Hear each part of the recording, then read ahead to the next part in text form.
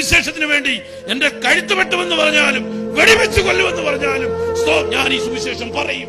എന്നെ രക്ഷിച്ചത്, എന്നെ രൂപാന്തരപ്പെടുത്തിയത്, എന്നെ ഒരു നല്ല മനുഷ്യനാക്കിയത്, മദ്യത്തിൽ നിന്നും മയക്കുമരുന്നിൽ നിന്നും എന്നെ രക്ഷിച്ചത് ഈ ലോകത്തിന്റെ തത്വശാസ്ത്രങ്ങളല്ല, ഈ ലോകത്തിന്റെ ഇസങ്ങളല്ല, ലോകപ്പ് വർധനങ്ങളല്ല, സൈക്കോളജി അല്ല, സൈക്കോട്രി അല്ല, ഹിപ്നോട്ടിസം അല്ല, മെസ്മറിസം അല്ല, യേശുക്രിസ്തുവിന്റെ സ്നേഹമാണ്.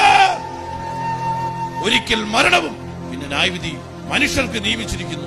എപ്പോഴാ മരണം വരുന്നത് നമുക്കറിയില്ല.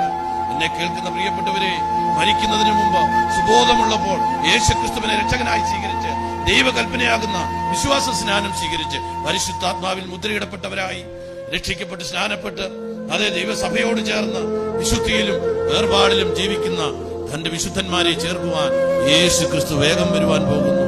കർത്താവ് തൻ ഗംഭീരനാദത്തോടും പ്രധാന ദൂതന്റെ ശബ്ദത്തോടും ദൈവത്തിന്റെ കാഹളത്തോടും സ്വർഗത്തിൽ നിന്നിറങ്ങി വരും. ക്രിസ്തുവിൽ മരിച്ചവർ ഉയർത്തെഴുന്നേൽക്കും. പിന്നെ ജീവനോട് ശേഷിക്കുന്നവരായ നാം അവരോടുകൂടെ ഒരുമിച്ച് കർത്താവിനെ എതിരേൽക്കുവാൻ ആകാശത്തിൽ മേഘങ്ങളിൽ എടുക്കപ്പെടും.